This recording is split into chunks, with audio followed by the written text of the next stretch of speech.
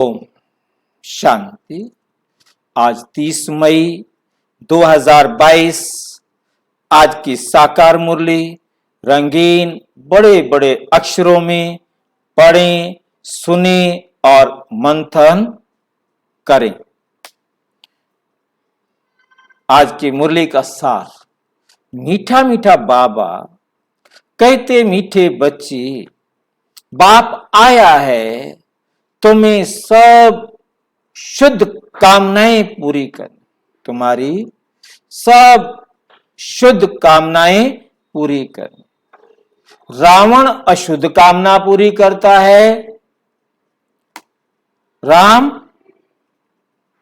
शुद्ध, बाप जो है वो शुद्ध कामना पूरी करता है और रावण कैसी करता है? अशुद्ध। अब शुद्ध कामना क्या होती है और अशुद्ध कामना क्या होती है? शुद्ध कामना अर्थात आत्मा का, सर्व आत्माओं का कल्याण करने, एक आत्मा के साथ सर्व आत्माओं का कल्याण हो, वह है शुद्ध कामना। आत्मा के लिए सर्व आत्माओं का कल्याण। दूसरा है देह का कल्याण, देह के हित के लिए। देह के लिए जो भी इच्छा करेंगे वो पूरी करेगा रावण, आत्मा के लिए जो इच्छा करेंगे वो पूरी करेगा शिव। आत्मा की कोई भी इच्छा रावण पूरी नहीं कर सकता और देह की कोई भी इच्छा शिव बाबा पूरी नहीं कर सकते।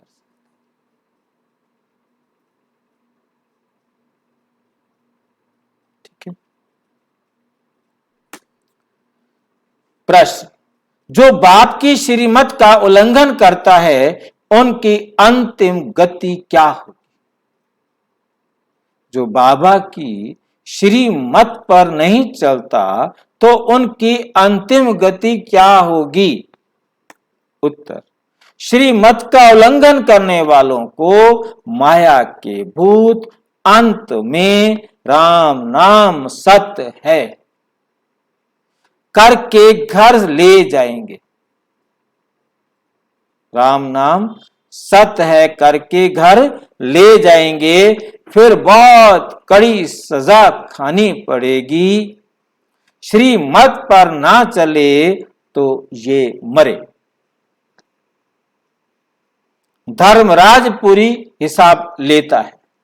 धर्मराज फिर क्या कहता है? पूरा हिसाब लेता है।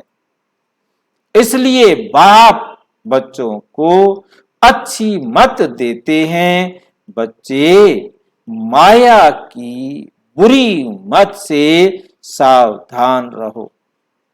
ऐसा ना हो बाप का बनकर फिर कोई विकर्म हो जाए और फिर 100 गुना दंड भोगना पड़े। कोई पाप किया तो फिर सजा कितनी मिलेगी? 100 गुना मिलेगी। श्रीमत पर ना चलना, पढ़ाई छोड़ना ही अपने आप पर बद दुआ करना है। श्रीमत पर ना चलना, पढ़ाई छोड़ना ही अपने ऊपर क्या करना है? बद दुआ करना है।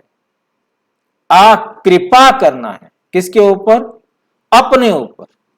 यदि हम बाबा की श्रीमत पर नहीं चल रहे तो हम अपने आप को बद्दुआ दे रहे हैं और अपने ऊपर कृपा कर रहे हैं। श्रीमत पर चलना माना दुआ देना और अपने ऊपर कृपा करना। गीत ओम नमः शिवाय। ओम शांति।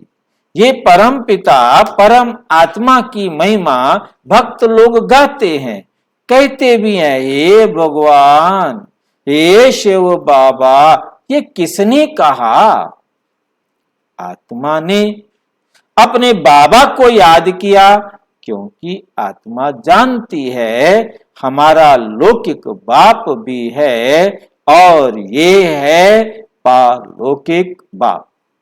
शिव बाबा वे आते भी हैं भारत में।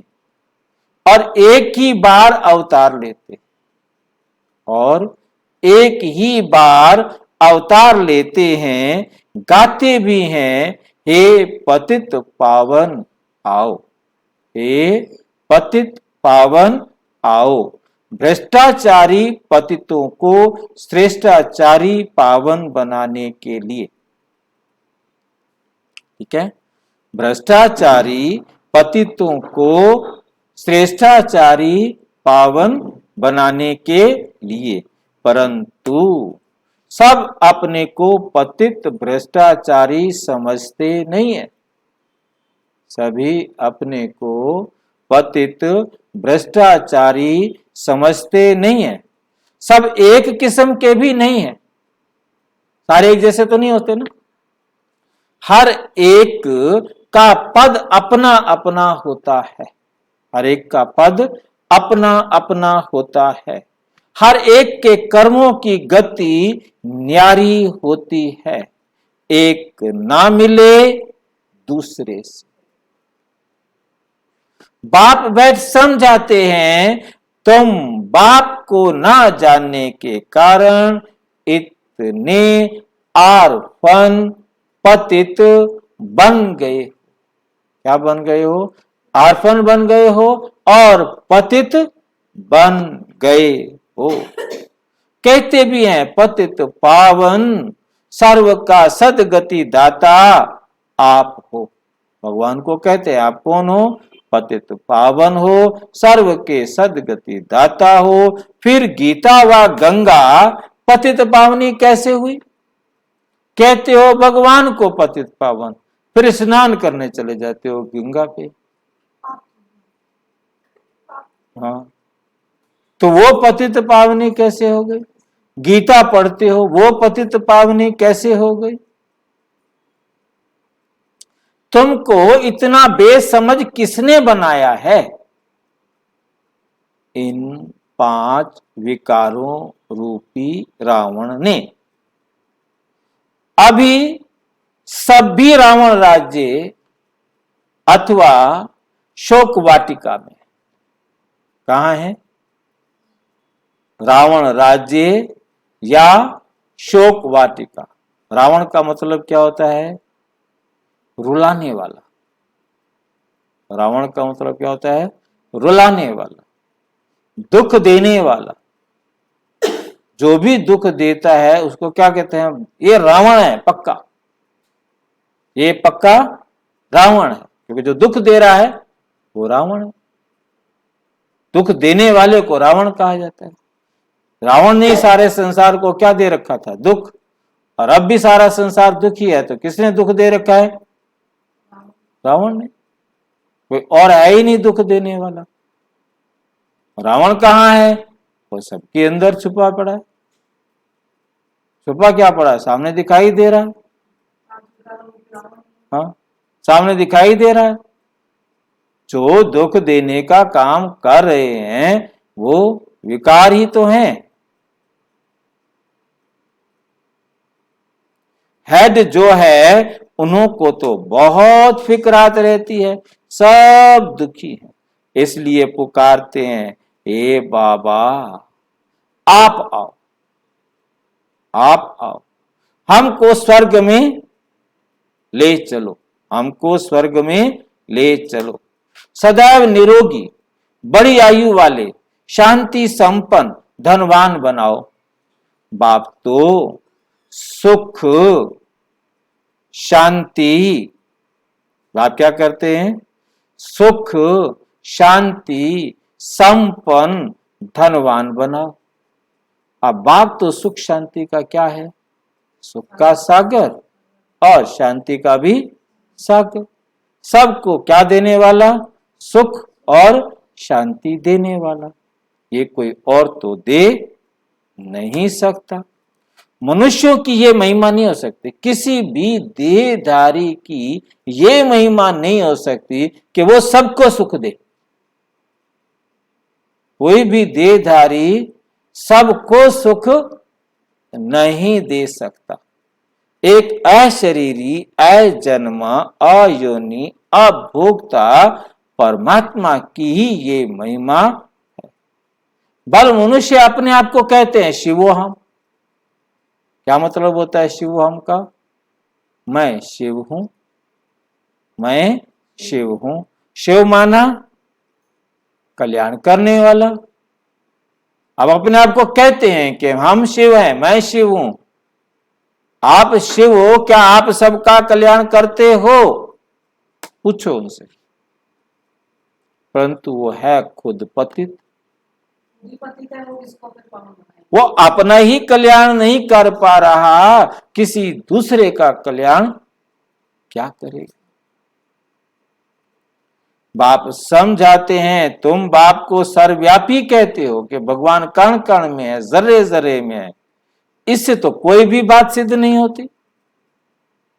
यदि भगवान कण कण में है, जर्रे जर्रे में है, तो फिर आप ढूंढ किसको रहे हो? किससे मिलना चाहते हो? वो तो तेरे अंदर है। फिर तू किसको मिलना चाहता है? किसकी भक्ति करने के लिए मंदिर में जाता है, मस्जिद में जाता है, गुरुद्वारे में जाता है, सत्संग में जाता है, धार्मिक स्थानों पर जाता है? क्या करने जाता है? जब भगवान तेरे अंदर है, फिर किसको ढूंढने जाता है, किसको मिलने जाता है, वहां क्या करने जाता है?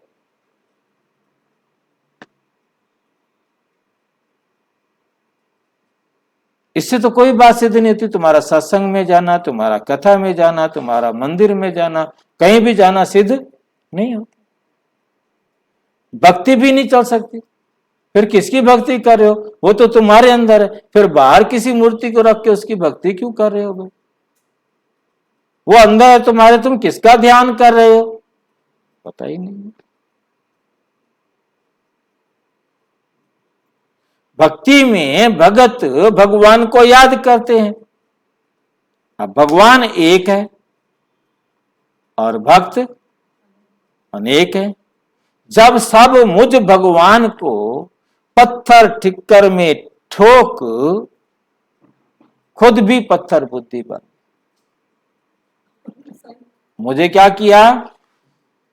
कंकर पत्थर में ठोक दिया और फिर कहां चले गए? खुद भी पत्थर बुद्धि बन गए। खुद भी पत्थर बुद्धि बन गए। जब सब मुझ भगवान को पत्थर ठिक्कर में ठोक खुद भी पत्थर बुद्धि बन जाते हैं, तब मुझे आना है। तब मुझे आना है। परमात्मा कब आते हैं? जब सारी दुनिया तमो प्रधान पत्थर बुद्धि बन जाती है। प्रजापिता ब्रह्मा द्वारा पावन दुनिया की स्थापना कराते हैं। ये प्रजापिता ब्रह्मा के एडॉप्टेड बच्चे, क्योंकि ब्रह्मा ने बच्चों को तो पैदा किया नहीं। ब्रह्मा ने बच्चों को क्या किया है? एडॉप्ट किया। क्योंकि इतने सारे बच्चे पैदा तो नहीं किए जा सकते, एडॉप्ट किए जा सकते। तो परम पिता परमात्मा आकर प्रजापिता ब्रह्मा द्वारा हम बच्चों को अपना बच्चा बनाते हैं। जैसे कोई अमीर व्यक्ति कहता है मैं 2 बच्चों की सारी पढ़ाई का खर्चा करूंगा, उसने उन 2 बच्चों को अडॉप्ट किया। कोई बहुत अमीर है, वो एक स्कूल के बच्चों को अडॉप्ट कर लेता है कि मैं सारे स्कूल को बच्चों को पढ़ाऊंगा फ्री में, जो खर्चा करेंगे वो मैं करूंगा। परंतु यहाँ शिव बाबा आकर बच्चों को एडॉप्ट करता है, नर से नारायण बनाने के लिए, पतित से पावन बनाने के लिए, दुखी से सुखी बनाने के लिए, भ्रष्टाचारी से श्रेष्ठाचारी बनाने के लिए। ये पैसे खर्च नहीं करता शिव बाबा। पैसे खर्च करने वाला काम नहीं करता, फ्री वाला, एक पैसा खर्च नहीं करता और सबको नर से नारायण, मनुष्य से देवता, पतित से पावन बनाता। अभी भी वृद्धि को पाएंगे। जो ब्राह्मण बनेंगे वही फिर सतयुग में देवी देवता बनेंगे। पहले तुम शूद्र थे, अब ब्राह्मण बने हो, फिर सतयुग में क्या बनोगे? देवता। कितने देवता बनोगे? कैसे देवता बनोगे? जितनी अब मेहनत करेंगे, जितनी अब मेहनत करेंगे। मेहनत हर एक की अपनी। बाबा पढ़ा देता है, उसके बाद हर आत्मा ने खुद मेहनत करनी है, जितना ऊंच देवता बनना है। फिर ब्रह्मा मुख वशावली ब्राह्मण बने, फिर देवता क्षत्रिय बनेंगे। ये चक्र फिरता रहता है। ये बाप ही समझाते हैं। ये मनुष्य सृष्टि है, सूक्ष्म वतन में है फरिश्ते। सूक्ष्म वतन में क्या होते हैं? फरिश्ते। फरिश्ता किसे कहते हैं? जिसका परमात्मा से रिश्ता हो, और परमात्मा से जिसका रिश्ता होता है उसका संसार में किसी से रिश्ता नहीं। या तो बाप से रिश्ता होगा या संसार से रिश्ता।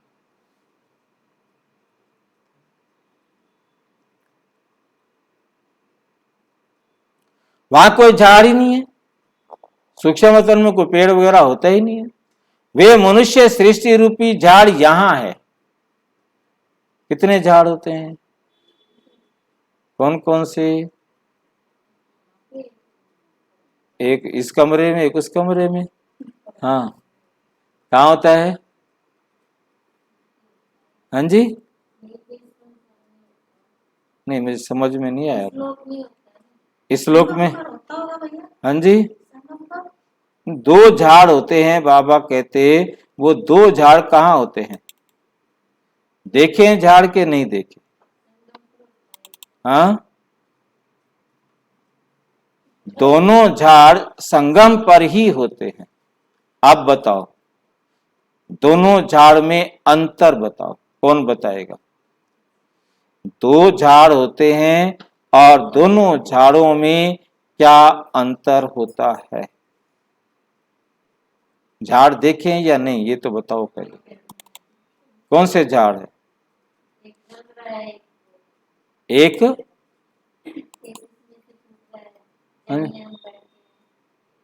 जिसमें हम बैठे हैं, हाँ, जड़ में बैठे हैं। ऐसा पेड़ देखा है ना? एक चित्र है जिसमें पेड़ बना हुआ है और उस पेड़ के अंदर, पेड़ के तने में कुछ लोग तपस्या करते हुए दिखाए हैं। ये है एक मनुष्य सृष्टि के शरीरों का झाड़, सारे संसार के धर्मों का झाड़। ठीक है कहने? और दूसरा झाड़ कहाँ होता है? दूसरा झाड़ कहाँ होता है? संगम पर तो होता है। होता कहाँ है? वे होता है परम धाम में। वे कहाँ होता है? जहां वो आत्माएं बिंदी बिंदी दिखाई हैं। देख रहे हो? आत्माएं क्या होती हैं? बिंदी बिंदी बिंदी बिंदी, परम धाम में। ऊपर, सबसे ऊपर परमपिता परमात्मा, फिर नीचे लक्ष्मी नारायण या ब्रह्मा सरस्वती, फिर उसके नीचे 9,33,00,000 देवी देवताएं, फिर सब धर्म को मानने वाली आत्मा। समझ में आया? देखा ऐसा झाड़? ये है आत्माओं का झाड़ और वो है मनुष्य सृष्टि का झाड़, जिसे कहते हैं कल्प वृक्ष। इसे क्या कहते हैं? कल्प वृक्ष। तो एक है कल्प वृक्ष, एक है मनुष्य आत्माओं का झाड़। समझ में आया? तो बाप सूक्ष्म वतन में, तो बाप आकर इस ज्ञान अमृत का कलश किनको देते हैं? माताओं को देते हैं। ज्ञान अमृत का कलश माताओं के सिर पर रखते हैं वास्तव में कोई अमृत नहीं है, वो कोई पानी नहीं है जो माताओं के सिर पर मटका भर के रख देवें। ये है नॉलेज, ये है ज्ञान। बाप आकर सहज राजयोग की शिक्षा देते हैं। बाप आकर क्या देते हैं? सहज राजयोग की शिक्षा देते हैं। बाप कहते हैं मैं तो निराकार हूं, मैं तो निराकार हूं, मनुष्य के तन में प्रवेश करता हूं। खुद कहते हैं जब मैं ब्रह्मा तन में प्रवेश करूं तब तो ब्राह्मण संप्रदाय हो, तब तो मैं ब्राह्मण बच्चों को एडॉप्ट करूं। जब तक मैं ब्रह्मा के तन में प्रवेश नहीं करता तब तक ब्राह्मण संप्रदाय हो ना सके। ब्रह्मा यहां ही चाहिए।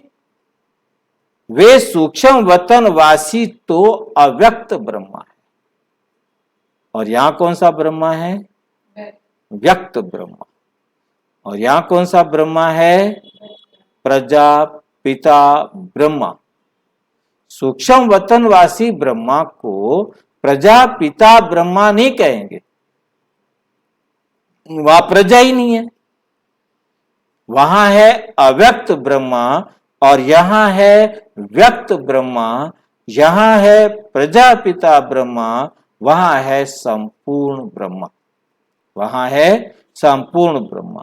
जो ये व्यक्त ब्रह्मा है, जब ये संपूर्णता को प्राप्त करता है तब इसे अव्यक्त ब्रह्मा कहा जाता है, तब इसे अव्यक्त ब्रह्मा कहा जाता है। मैं इस व्यक्त में प्रवेश करता हूं, अव्यक्त में नहीं। मैं इस व्यक्त में प्रवेश करता हूं। क्यों प्रवेश करता हूं? ताकि इसे अव्यक्त या फरिश्ता बनाऊं। किस लिए प्रवेश करते हैं? ताकि मैं इसे क्या बना दूं? अव्यक्त या फरिश्ता बना दूं। तुम भी अंत में फरिश्ते बन जाते हो। तुम ब्राह्मणों को यहां ही पवित्र बनना है, फिर पवित्र दुनिया में जाकर जन्म लेंगे। तुम दोनों हिंसा नहीं कर सकते। दोनों हिंसा मतलब दो प्रकार की जो हिंसा होती है वो नहीं कर सकते। एक है काम कटारी चलाना और दूसरा है दुख देना। एक है काम कटारी चलाना हिंसा, और दूसरा है किसी भी प्रकार से बोलकर, कर्म से, वाणी से, ठीक है, किसी भी प्रकार से दुख पहुंचाना। ये दोनों क्या कहलाती हैं? हिंसा। काम कटारी चलाना सबसे तीखी हिंसा है। काम कटारी चलाना सबसे तीखी हिंसा है, जिससे मनुष्य आदि मध्य अंत दुख पाते हैं। द्वापुर से लेकर काम कटारी चलाते आए हैं, तब ही गिरना शुरू होता है। मनुष्य के पास है भक्ति की नॉलेज, वेद शास्त्र पढ़ना, भक्ति करना, गाते भी हैं, ज्ञान, भक्ति, वैराग्य। ज्ञान कब होता है? सतयुग त्रेता में। भक्ति कब होती है? द्वापुर कलयुग में। फिर वैराग्य कब होता है? सतयुग त्रेता ज्ञान, द्वापुर कलयुग भक्ति, तो वैराग्य जब परमात्मा आकर सत्य ज्ञान देते हैं और इस पतित आसुरी गंदी भ्रष्ट दुनिया से हमारे को वैराग्य दिलाते हैं। अब मिलता है वैराग्य। परमात्मा जो सत्य ज्ञान देते हैं उससे हमको मिलता है किससे वैराग्य? इस संसार से, सारे संसार से हमें क्या आ जाता है? वैराग्य।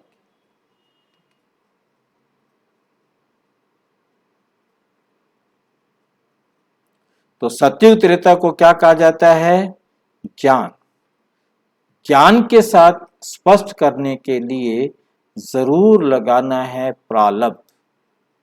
सत्युग त्रेता में ज्ञान देने परमात्मा नहीं आते, परमात्मा ज्ञान देते हैं। अब उस ज्ञान की प्रालब्ध चलती है सत्युग त्रेता में।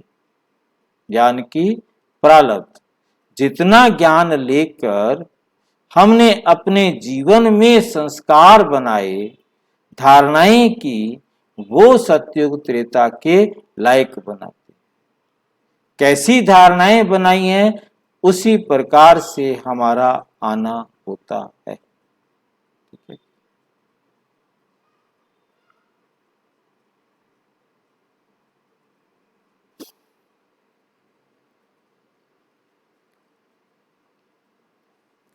भक्ति के बाद ही बाबा सारी दुनिया से वैराग्य दिलाते हैं, क्योंकि इस पतित दुनिया का विनाश।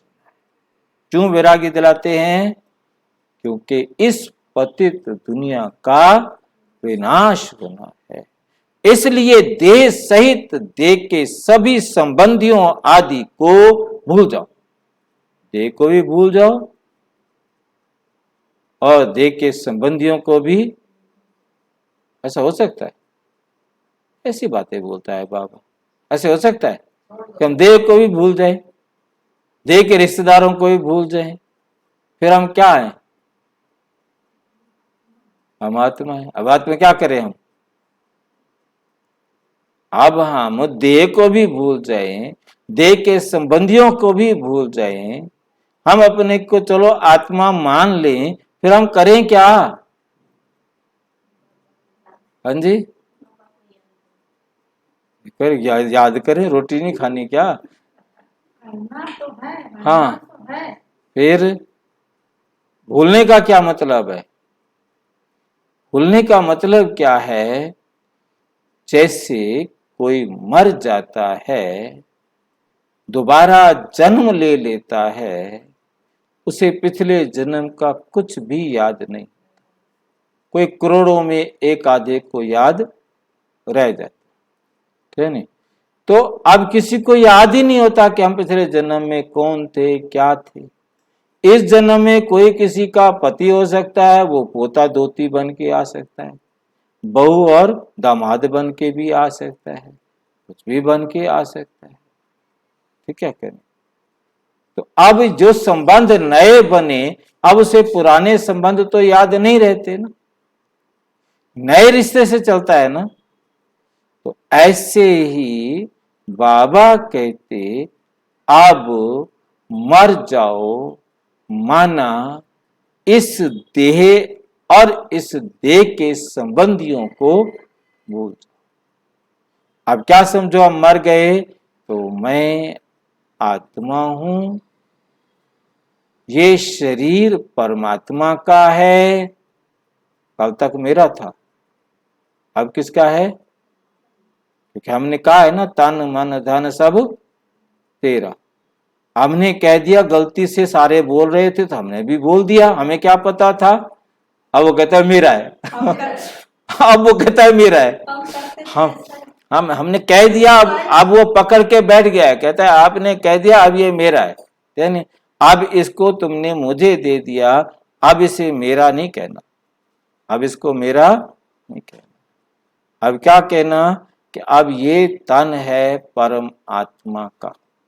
ये किसका शरीर है? परमात्मा। जैसे परमात्मा कहते मैं इस ब्रह्मा के तन में आता हूं, मैं इसको किराए पर लिया है, ऐसे मेरी तरह तुम आत्माएं भी अब इस शरीर में मेरे किराएदार। रहो अभी शरीर में, परंतु आप क्या समझो, हाँ नहीं मेरा है ही नहीं ना, क्योंकि दे दिया है परमात्मा को, मेरा है नहीं, तो फिर मैं इसमें रह रहा हूं तो कैसे रह सकता हूं, किराएदार बन के रह सकता है, तो इसमें कैसे रहो, किराएदार बन के रहो। फिर ये शरीर टूटे, जैसे मकान टूटता है, बाबा ने कहा तो किसका टूटा, मकान मालिक का। तो मकान टूटता है तो किसका, मकान मालिक का मकान टूटता है ना, किराएदार का थोड़ा टूटता है मकान। किराएदार का मकान टूटता है कभी, किराएदार का तो मकान टूटता ही नहीं, कभी होता ही नहीं, उसे दुख भी नहीं होगा। इसलिए ये शरीर टूटो फूटो तो क्या समझो, किसका शरीर टूट फूट रहा है, शिव बाबा का टूट रहा है, हमारा क्या टूट रहा है। नहीं काम का रहेगा शरीर तो छोड़ देंगे, हम दूसरा किराए पर ले लेंगे मकान। किराएदार को तो सारी होती है ना, सफेदी करा के दो, ये करा के दो, ये करा के दो, नहीं करा के देते हो तो हम जा रहे हैं, हम दूसरा मकान ले लेंगे, है नहीं। वो मकान नहीं दे रहे हो तो हम जाकर के दूसरा मकान ले लेंगे, चेयर ले लो, है नहीं। तो दूसरा मकान ले लेंगे किराए पर, दूसरा मकान किराए पर ले लेंगे। एक मकान ठीक नहीं है तो दूसरा ले लेंगे, तीसरा ले लेंगे, तो उसे कोई परवाह तो नहीं रहती ना। ऐसे ही इस देह से कोई संबंध नहीं। अब हम मर गए, अब ये देह ही हमारी नहीं, तो इस देह के रिश्तेदार हमारे क्या लगते हैं, कुछ भी नहीं लगता, उनको भी भूल जाओ। अब क्या है वो, जैसे और हैं वैसे वो है, सभी आत्माएं। मतलब उनमें यदि विशेष अटैचमेंट रहा कि ये मेरे बच्चे हैं, तो अभी आप मरे नहीं हो, आप शिव बाबा के बने नहीं हो। शिव बाबा को आपने तन नहीं दिया है, मन भी नहीं दिया है, धन भी नहीं दिया है, कुछ भी नहीं दिया है। वरना तो कहते हैं बच्चे भी किसके हैं, भगवान के बच्चे। कोई पूछे ना कितने बच्चे हैं, भगवान के 4 बच्चे हैं। ये नहीं कहते मेरे 4 बच्चे हैं या आपके 4 बच्चे हैं, मेरे नहीं कहते, मेरे में अहंकार नहीं दिखाते। वो तो होता पूरा अहंकार है, दिखाते नहीं है, कह रहे हैं मेरे आपके कहने के लिए, हाँ मतलब उसमें भी पता लगता है कि वो क्या कह रहा है। इस प्रकार से हमें समझ में आया कि बाबा कहते बच्चे, अब ये तन आपने मुझे दे दिया, अब इस तन में आप किराएदार हो।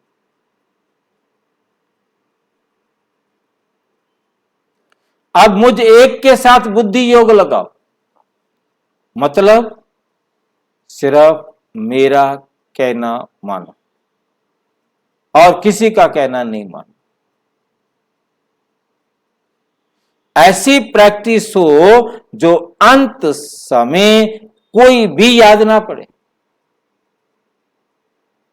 बच्चे किसके, भगवान के। अब उनको कुछ होगा तो चिंता किसको, मैं क्यों चिंता करूं। वो जिंदा है, मर गया, खाया नहीं खाया, उसकी चिंता उसके बाप को, उसकी मां को, मेरा क्या मतलब। अब तो वो आत्मा मेरा भाई है, जैसे सब आत्माएं हैं ऐसे वो भी एक आत्मा है। इस पुरानी दुनिया का त्याग कराया जाता है, बेहद का सन्यास बेहद का बाप कराते हैं। पुनर्जन्म तो सबको लेना है, नहीं तो इतनी वृद्धि कैसे होती है। हद के सन्यासियों द्वारा पवित्रता का बल भारतवासियों को मिलता है। भारत जैसा पवित्र खंड और कोई होता नहीं। बाप की ये है बर्थ प्लेस, ये बाप का क्या है, बर्थ प्लेस, जन्म स्थान। परंतु मनुष्य जानते नहीं बाप कैसे अवतार लेते हैं, क्या करते हैं, कुछ भी जानते नहीं। ब्रह्मा का दिन, ब्रह्मा की रात भी कहते हैं। दिन अर्थात स्वर्ग, रात अर्थात नरक। जानते नहीं ब्रह्मा की रात तो तुम बच्चों को भी की भी रात, ब्रह्मा का दिन तो तुम बच्चों का भी दिन हो जाता है। रावण राज्य में सब दुर्गति को पाए हुए हैं, अभी तुम बच्चे बाप द्वारा सदगति को पा रहे हो। तुम इस समय हो ईश्वरीय औलाद। कौन हो? कौन हो? ईश्वरीय औलाद, परम पिता परमात्मा का बच्चा ब्रह्मा, उनके तुम एडॉप्टेड बच्चे, तो शिव बाबा के तुम क्या हो गए? ब्रह्मा का पिता शिव बाबा, ब्रह्मा के बच्चे हम, ब्रह्मा कुमार ब्रह्मा कुमारियां, तो शिव बाबा के क्या हो गए? हाँ जी, पोते हो गए, पोते पोतियां ठहरे। ये पुत्र ब्रह्मा भी सुनता है तो तुम पोतरे पोत्रियां भी सुनते हो। मैं ज्ञान सुनाता हूं तो ये ब्रह्मा भी सुनता है, तुम पोतरे पोत्रियां भी सुनते हो। अभी फिर ये ज्ञान प्राय लोप हो जाएगा। ये राजयोग बाप ही आकर सिखलाते हैं, सन्यासियों का पाठ ही अलग है और तुम आदि सनातन देवी देवता धर्म वालों का पाठ ही अलग है। वहां देवताओं की आयु भी बड़ी होती रहती है, अकाले मृत्यु नहीं। कभी भी सतयुग में अकाले मृत्यु नहीं। लगभग 150 के आसपास शरीर को स्व इच्छा से छोड़ते। त्रेता में लगभग 100 वर्ष के बाद शरीर को छोड़ते, परंतु उसके बाद शरीर छोड़ते ही नहीं। तो आयु क्या हो जाती है? क्योंकि कॉमन आयु रहती है 60 वर्ष। द्वापुर में औसत आयु क्या रहती है? 60 वर्ष। अब यदि कोई 100 साल तक एक शरीर में बैठा रहा तो उसने अगले जन्म की भी 40 साल पहले जन्म में ले लिए, तो अब अगला जन्म उसका 20 साल का होगा। तो 20 साल में उसकी शरीर छूटेगा, क्योंकि 60 साल एवरेज थी तो उन्हें एक ही शरीर में 100 साल गुजार दिए, तो अब अगला 20 साल के बाद शरीर छोड़ देगा। हाँ, 100 साल अगले जन्म की तो आयु खाली ना। और कलयुग में एवरेज एज है 30 साल। यदि कलयुग में कोई 100 साल तक बैठा रहा तो उसने क्या किया? 3 जन्मों की आयु 90 साल पूरे कर लिए और 10 साल चौथे जन्म के भी ले लिए। तो 4 जन्मों में से एक जन्म में 3 जन्मों की आयु, चौथे जन्म के 10 बिता दिए, तो अब 20 साल में उसको 3 बार पैदा भी होना पड़ेगा और मरना भी पड़ेगा। अब उसकी आयु कम हो गई, 5 साल 2 साल 4 साल 6 साल 8 साल में कभी भी शरीर छोड़ सकता, क्योंकि 3 जन्म उसने 20 साल में लेने, 20 साल में 3 जन्म लेने हैं, तो जन्म क्या हो गए? छोटे। अकाले मृत्यु कलयुग में इसलिए अकाले मृत्यु कहते हैं। वहां देवताएं आत्म अभिमानी होते हैं, परमात्म अभिमानी नहीं। फिर माया की प्रवेशता होने से देह अभिमानी बन जाते हैं। इस समय तुम आत्म अभिमानी भी हो तो परमात्म अभिमानी। अभी तुम क्या हो? आत्म अभिमानी भी हो, अपने आप को आत्मा समझते हो और परमात्म अभिमानी भी हो, क्योंकि परमात्मा की संतान भी अपने को समझते हो। ठीक है क्या? और दुनिया वाले क्या हैं? देह अभिमानी। सतयुग में क्या होते हैं? आत्म अभिमानी। इस समय तुम जानते हो हम परमात्मा की संतान है, परमात्मा के ऑक्यूपेशन को भी जानते हैं कि क्या करता है परमात्मा और क्या नहीं करता है, परंतु दुनिया में कोई परमात्मा के ऑक्यूपेशन को नहीं जानता। ये शुद्ध अभिमान हुआ। अपने को शिवो हम या परमात्मा कहना, ये अशुद्ध अभिमान है, ये अशुद्ध अभिमान है। तुम अभी अपने को भी और परम आत्मा को भी जान गए हो। क्या कह गए हो? आत्मा को भी जानते हो और परमात्मा को भी जान गए परमात्मा द्वारा। किसने जनवाया, किसने समझाया? परमात्मा। दुनिया में कोई ना कोई देहधारी गुरु बैठकर पढ़ाता है। यहाँ कौन पढ़ा रहा है? स्वयं परम पिता परम आत्मा। तुम जानते हो परम पिता परमात्मा कल्प कल्प आते हैं, भक्ति मार्ग में भी अल्पकाल का सुख मिलता है, बाकी वे चित्र तो जड़ हैं। अब जड़ मूर्तियां किसकी? मनोकामना। तुम जिस मनोकामना से पूजा आदि करते हो, तो मैं तुम्हारी सब शुद्ध कामनाएं पूरी करता हूं। लाइन समझ में आई है? कौन सी कामनाएं पूरी करता हूं? शुद्ध।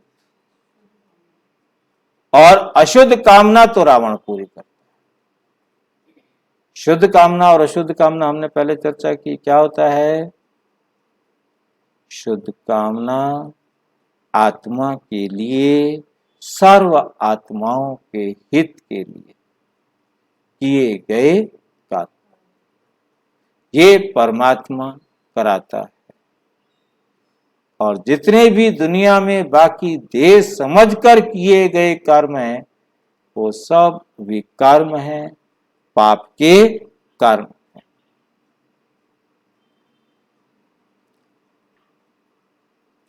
अशुद्ध कामना कौन पूरी करता है? रावण। बहुत रिद्धि सिद्धि आदि सीखते हैं, वो है रावण मत। रिद्धि सिद्धि सीखना ये रावण की मत। रावण की मत किसे कहते हैं? जिससे रोना पड़े, दुखी होना पड़े, जिसके आधार पर कहा गया नानक दुखिया सब।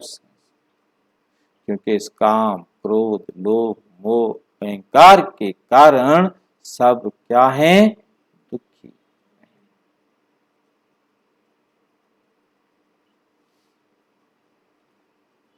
मैं हूं सुखदाता, मैं किसी को दुख नहीं देता हूं। कहते हैं दुख सुख ईश्वर ही देते हैं, ये भी मेरे ऊपर तुम कलंक लगाते हो। अगर ऐसा है तो बस बुलाते क्यों हो? फिर मैं तुम्हें दुख देता हूं, फिर मुझे बुलाते क्यों हो? बुलाते हुए दुख हरता सुख करता। तो इसका मतलब मैं तुम्हारे दुख दूर करता हूं, तुम्हें सुख देता हूं। मैं यदि दुख देता हूं तो मुझे बुलाते क्यों हो? दुख देता है तुमको रावण, उसको तुम जलाओ तो दुख से मुक्ति पाओ। परमात्मा रहम करो, क्षमा करो। जानते हैं धर्मराज के द्वारा बहुत दंड खिलाएंगे। बाप समझाते हैं बच्चे, भक्ति मार्ग के इन शास्त्रों में कोई सार नहीं, इन शास्त्रों में कोई सार नहीं। अभी तुमको भक्ति अच्छी नहीं लगती, ऐसे भी नहीं कहते हो कि हे भगवान, आत्मा दिल अंदर याद करती है, बस ये है ऐ जपा जाप, ये है ऐ जपा जाप। आत्माओं से निराकार बाप बात करते हैं, बात करते हैं। आत्मा सुनती है। अगर कहें सर्वव्यापी है, फिर तो सब परमात्मा हो गए, फिर तो सब कौन हो गए? परम आत्मा हो गए। बाप कहते हैं कितने पत्थर बुद्धि बन गए। मनुष्यों को तो बड़ा डर रहता है, कहाँ गुरु बद दुआ ना दे। बाप तो है सुखदाता, बद दुआ अथवा ए कृपा तो बाप बच्चों के ऊपर करते ही नहीं। बच्चे श्री मत पर नहीं चलते, पढ़ते नहीं, तो ऐ कृपा अपने ऊपर करनी होती है। अपने ऊपर आपे ही कृपा करनी होती है। बाप कहते हैं, बच्चे मुझे एक बात को याद करो, सतयुग त्रेता में भक्ति होती नहीं, अब रात है तो मनुष्य धक्का खाते रहते हैं, तब कहा जाता है सतगुरु बिगर घोर अंधियारा। घोर अंधियारा। सतगुरु ही आकर सारे चक्र का राज समझाते हैं कि तुम देवता थे, तुम देवता थे, फिर क्षत्रिय बने, फिर वैश्य बने, फिर शूद्र बने, ऐसे 84 जन्म पूरे किए। 8 पुनर्जन्म सतयुग में, 12 पुनर्जन्म कब किए? त्रेता में। द्वापुर में कितने जन्म? 21 जन्म। और कलयुग में 42। तो टोटल हो गए 83। एक संगम युग पर तो कुल हुए, तो चक्र को तो फिरना ही है। ये बातें मनुष्य नहीं जानते।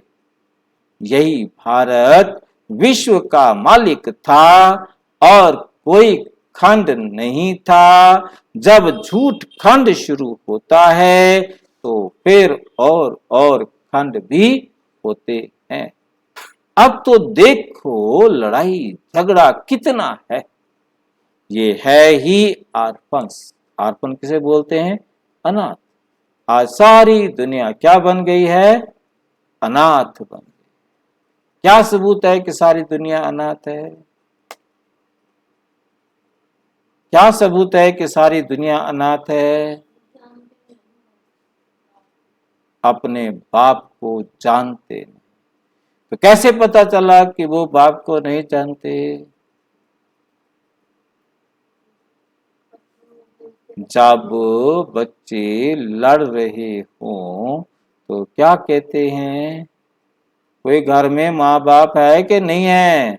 कोई बड़ा छोटा घर में है या नहीं है?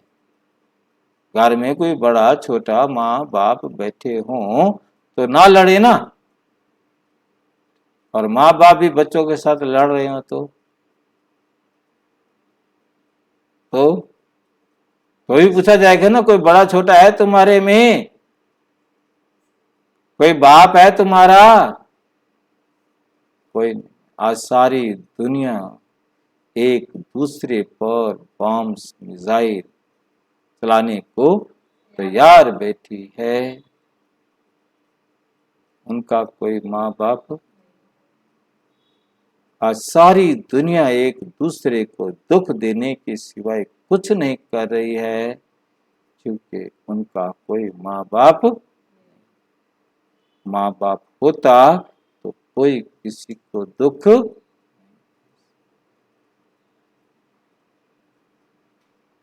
रड़ियां मारते रहते हैं, हे परमात्मा आओ, कैसे कैसे आ जाओ आ जाओ।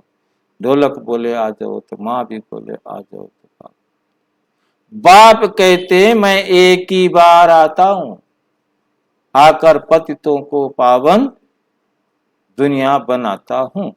बापू के लिए समझते हैं कि राम राज्य स्थापन करते हैं। उनको बहुत पैसे देते थे महात्मा गांधी को, परंतु वे पैसे कभी काम में नहीं लगाते, अपने ऊपर नहीं लगाते, दूसरों के काम में।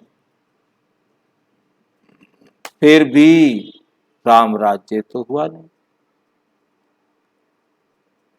फिर भी राम राज्य तो हुआ नहीं।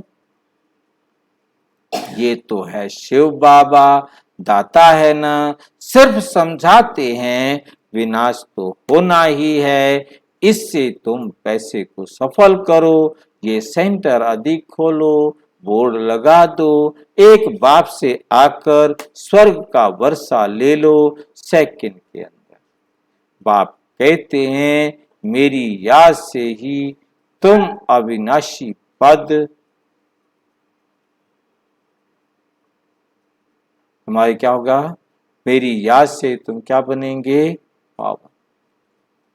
क्या बन जाएंगे, पावन बनेंगे। तुम्हारी बुद्धि में ये चक्र फिरना चाहिए, ब्राह्मण ही यज्ञ के रक्षक बनते हैं, ये है रुद्र ज्ञान। कृष्ण का यज्ञ नहीं कहेंगे, कृष्ण का यज्ञ नहीं कहेंगे, किसका यज्ञ कहते हैं, रुद्र ज्ञान। अनेक प्रकार के शास्त्र यज्ञ में रखते हैं, चौ चौ का मुरब्बा बना देते हैं। किसका मुरब्बा बना देते हैं, चौ चौ का मुरब्बा। और जो कुछ गाजर भी उसमें डाल दी, आंवला भी डाल दिया, सेब भी डाल दिया, और भी जो कुछ मिला पेठा डाल दिया, सब चीज सब चौ चौ मतलब इधर उधर से बच्चा कुच्चा सारा इकट्ठा करके। अब उसको ज्ञान यज्ञ तो नहीं कहेंगे। ऐसा क्यों बोला है बाबा ने, मैंने आपके साथ पहले भी कभी रुद्र यज्ञ के बारे में बताया, क्योंकि मैंने रुद्र यज्ञ को होते हुए देखा है, 2 बार देखा है। एक बार यहाँ गुड़गांव में जब रुद्र यज्ञ हुआ था कमल नेहरू पार्क के अंदर, तो उसमें एक तरफ तो बड़े बड़े यज्ञ कुंड बनाए गए थे, जिसमें बांस में कड़छी बांध के घी डाला जाता था, हाथ से नहीं डाल सकते थे, इतने बड़े कुंड थे जिसके चारों तरफ बैठकर ब्राह्मण यज्ञ कर रहे थे। एक कुंड नहीं था, ऐसे कई कुंड बने हुए थे जहाँ एक साथ मंत्र बोलने के लिए सभी ब्राह्मणों के आगे माइक लगे हुए थे ताकि जोर जोर से बोले। बोला बैठने की जगह दूर दूर जहाँ मर्जी जाके बैठ जाओ पार्क में, तेने आवाज तो सुनाई देगी ही देगी।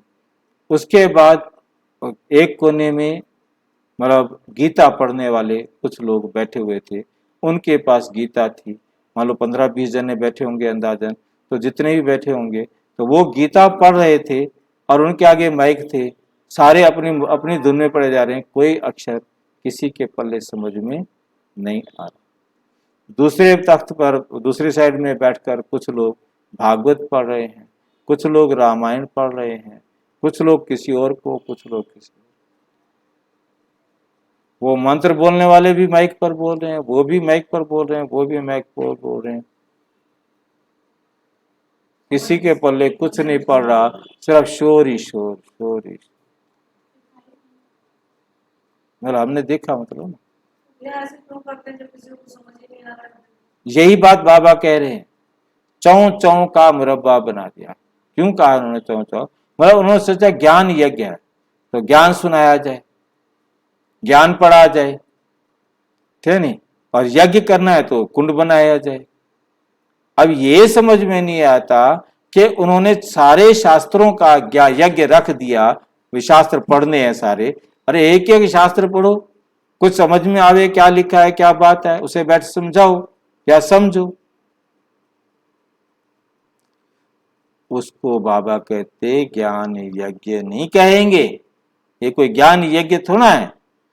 बाबा कहते हैं मुझ रुद्र का ज्ञान यज्ञ रचा हुआ है, जो मेरी मत पर चलेंगे उनको बड़ा इनाम मिलेगा, विश्व की बादशाही, तुम बच्चों को मुक्ति जीवन मुक्ति की सौगात देता हूँ।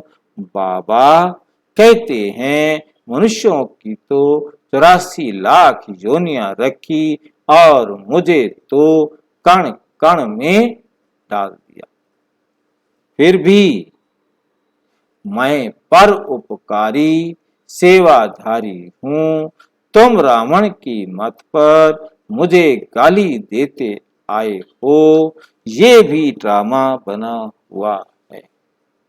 अभी तुम बच्चों को कदम कदम श्री मत पर चलना है, बाप अच्छी मत देंगे।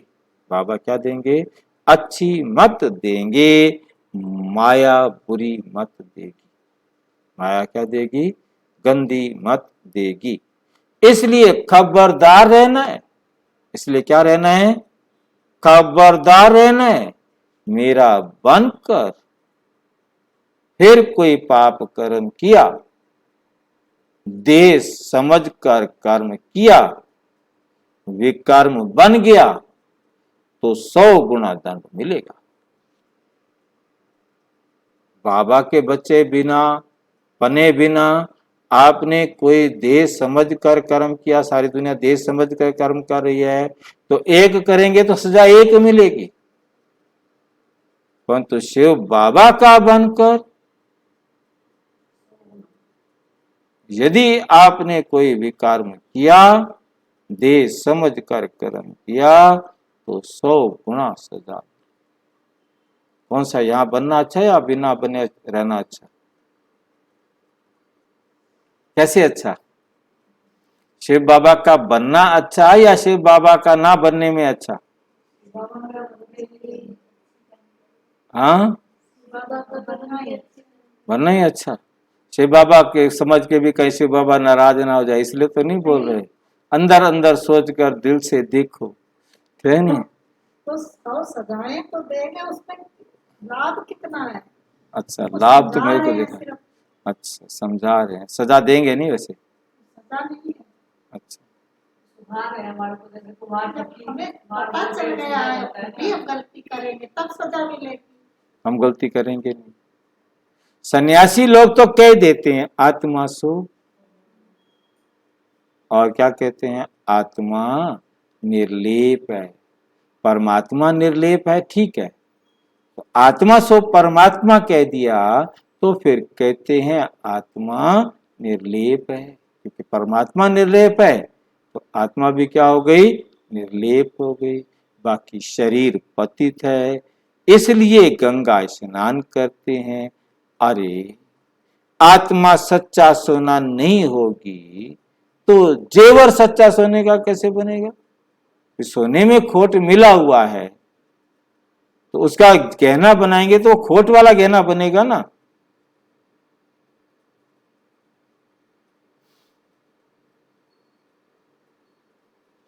इस समय 5 तत्व भी तमो प्रधान हैं।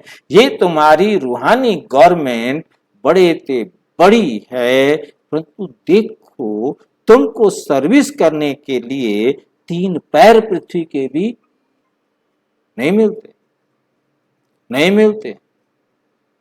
फिर तुमको विश्व का मालिक बनाता हूं, विश्व की बादशाही ऐसी देता हूं जो वहां कोई खिट पिट नहीं कर सकते। आसमान सागर आदि सब के मालिक बन जाते हो, कोई भी हद नहीं रहती। अभी तो बिल्कुल कंगाल बन पड़े हैं, अभी फिर तुम विश्व के मालिक बन रहे हो। तो श्री मत पर चलना पड़े। श्री मत पर ना चला तो ये मरा, तो ये मरा। माया के भूत राम नाम सत्य है, करके घर ले जाएंगे, फिर सजाएं बड़ी कड़ी खानी पड़ेगी। अच्छा अच्छा, मीठे मीठे सिक्की लधे बच्चों प्रति माता पिता बाप दादा का याद प्यार और गुड मॉर्निंग। रूहानी बाप की रूहानी बच्चों को नमस्ते। हम रूहानी बच्चों की रूहानी बाप दादा को नमस्ते नमस्ते। धारणा के लिए मुख्य सार, यज्ञ की प्यार से सेवा कर, कदम कदम पर श्रीमत पर चलते, बाप से मन इच्छित फल अर्थात विश्व की बादशाही लेनी है, विनाश तो होना ही है, इसलिए अपना सब कुछ सफल कर लेना है। पैसा है तो सेंटर खोलो, अनेकों के कल्याण के निमित्त बनो। वरदान, मनसा द्वारा तीव्र गति की सेवा करने वाले बाप समान मर्सीफुल भव। संगम युग पर बाप द्वारा जो वरदानों का खजाना मिला है, उसे जितना बढ़ाना चाहो उतना दूसरों को देते जाओ। जैसे बाप मर्सीफुल है, ऐसे बाप समान मर्सीफुल बनो, सिर्फ वाणी से नहीं, लेकिन अपनी मनसा वृत्ति से वायुमंडल द्वारा भी आत्माओं को अपनी मिली हुई शक्तियां दो। जब थोड़े समय में सारे विश्व की सेवा संपन्न करनी है, तो तीव्र गति से सेवा करो। जितना स्वयं को सेवा में बिजी करेंगे, उतना सहज माया जीत भी बन जाएंगे। स्लोगन है, अपने संतुष्ट और खुशनुमा जीवन से हर कदम में सेवा करने वाले ही सच्चे सेवाधारी हैं। सच्चे सेवाधारी हैं। और विस्तार से जानने के लिए प्रजापिता ब्रह्मा कुमारी ईश्वरीय विश्वविद्यालय के किसी भी सेवा केंद्र पर संपर्क करें, या कोई प्रश्न हो तो 9213106986 पर केवल टेलीग्राम करें। 9650692270 पर केवल व्हाट्सएप करें, फोन नहीं। ओम शांति।